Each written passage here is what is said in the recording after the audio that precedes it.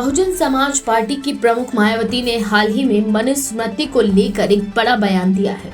उन्होंने कहा कि बाबा साहेब डॉक्टर भीमराव अंबेडकर की तरह मुझे भी मनुस्मृति का पूरा ज्ञान है। इस बयान का सामाजिक और राजनीतिक महत्व है, विशेष रूप से उत्तर प्रदेश और देश की दलित राजनीति के संदर्भ में।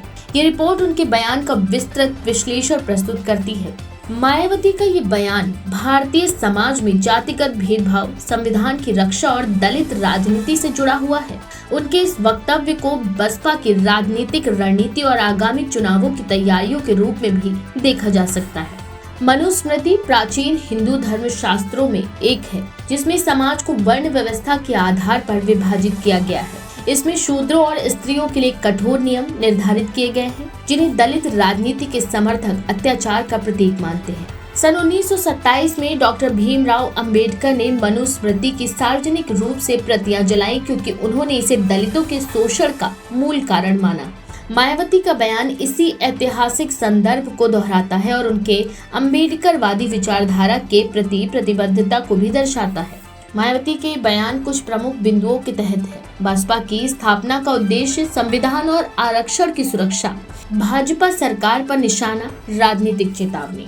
सबसे पहले बात की जाए बसपा की स्थापना उद्देश्य का, तो उन्होंने स्पष्ट किया कि बसपा का गठन इसी सामाजिक व्यवस्था के खिलाफ लड़ने के लिए हुआ था। संविधान और आरक्षण की सुरक्षा के तहत उन्होंने कहा कि बसपा संविधान में किसी भी बदलाव को स्वीकार नहीं करेगी। इसके साथ ही साथ कांग्रेस और समाजवादी पार्टी दलितों को लुभाने के लिए अपनी रणनीति बदल सकती है। सपा इस मौके का फायदा उठाकर ओबीसी और दलित वोट बैंक को एकजुट करने की कोशिश कर सकती है। इसके सामाजिक प्रभाव क्या होंगे? ये बयान संविधान और सामाजिक न्याय की रक्षा की बहस को फिर से जीवंत कर सकता है।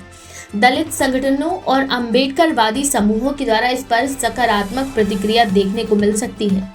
ये चर्चा को जन्म देगा कि क्या वर्तमान सरकारें सामाजिक न्याय और आरक्षण की रक्षा के लिए पर्याप्त कदम उठा रही हैं। मायावती इस मुद्दे का इस्तेमाल बसपा के पारंपरिक वोटरों को फिर से एकजुट करने के लिए कर सकती है। ये दलित और पिछड़ा वर्ग के वोटरों को आकर्षित करने में मदद कर सकता है। 2027 का उत्तर प्रदेश विधानसभा चुनाव के तहत बसपा, भाजपा और सपा के बीच दलित और पिछड़ा वोट बैंक बांटने की रणनीति बना सकती है। ये देखना बाकी है कि क्या ये बयान बसपा की गिरती राजनीतिक स्थिति को सुधारने में मदद करेगा। मायावती का मनुस्मृति पर दिया गया बयान सिर्फ एक ऐतिहासिक या वैचारिक वक्तव्य नहीं है, बल्कि एक राजनीतिक संदेश भी है। इससे स्पष्ट होता है कि बसपा अपनी मूल विचारधारा को फिर से अपनाने की कोशिश कर रही है। ये भाजपा और अन्य दलों के लिए नई चुनावी चुनौतियां खड़ी कर सकता है। ये बयान दलित राजनीति के भविष्य को भी प्रभावित कर सकता है। बसपा का वोट बैंक मजबूत भी हो सकता है। भाजपा और सपा को नई रणनीति बनानी भी पड़ सकती है। दलित और बहुजन समाज में सामाजिक न्याय की बहस फिर से तेज हो सकती है। ये देखना दिलचस्प होगा कि ये बयान मायावती और बसपा के राजनीतिक भविष्य को कैसे प्रभावित करता है।